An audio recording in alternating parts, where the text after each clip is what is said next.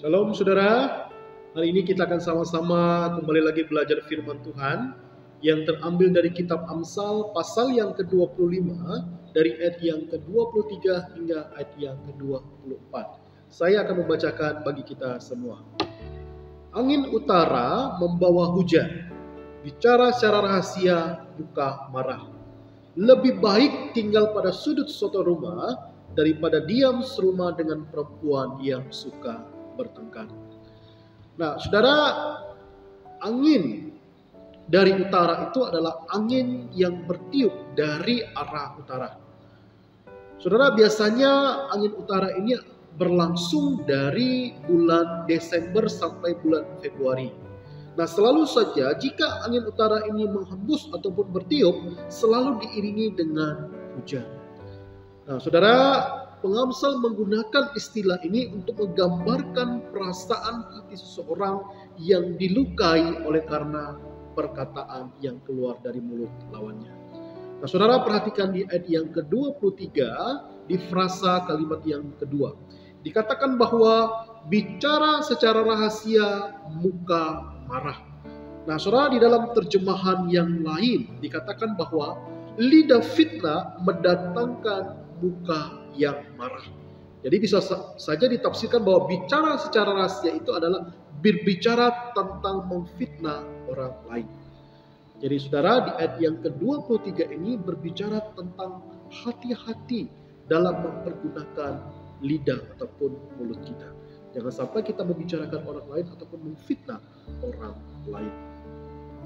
Nah, saudara, kata fitnah itu adalah sebetulnya menceritakan sesuatu yang jelek ataupun yang tidak benar tentang orang lain dengan tujuan kita menjatuhkan ataupun kita menghancurkan orang itu.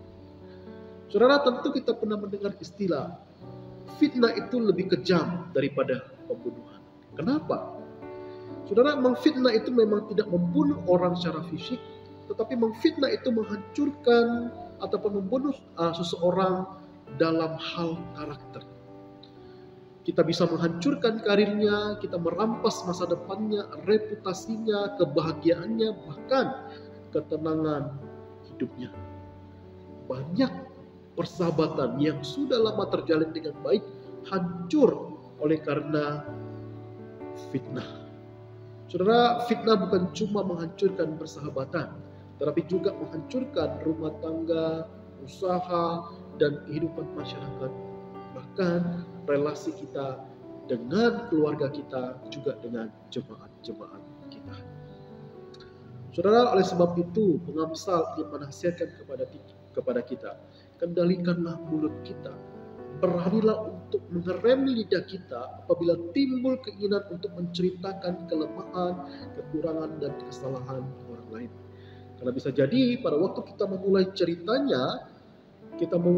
itu awalnya adalah kita menceritakan orang lain, bisa berakhir dengan ujung-ujungnya dari cerita itu berujung daripada kita memfitnah dia.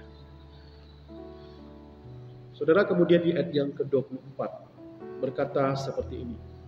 Lebih baik tinggal pada soto rumah daripada tinggal serumah dengan perempuan yang suka bertengkar. Saudara, ayat ini tentu tidak sedang menyudutkan kaum perempuan, ya. Pengamsal menggunakan gambaran seorang perempuan karena secara umum perempuan adalah pribadi yang dominan dengan perasaan. Oleh karena dipengaruhi perasaan, maka perempuan itu lebih sering meluapkan emosinya melalui kemarahan, ngomel-ngomel, cerewet, dan lain sebagainya. Kemudian yang kedua, perempuan itu adalah pribadi yang suka berbicara. Konon katanya seorang wanita itu minimal dia harus mengeluarkan ataupun mengucapkan 20.000 kata per hari supaya dia bisa menjadi tenang. Jadi wajar kalau wanita itu adalah pribadi yang lebih cerewet ketimbang laki-laki.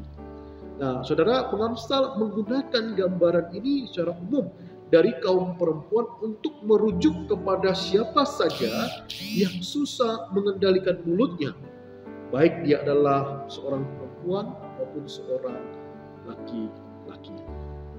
Saudara, siapa sih yang tahan tinggal dengan orang yang cerewet, yang pemarah, yang kerjanya suka ngomel-ngomel.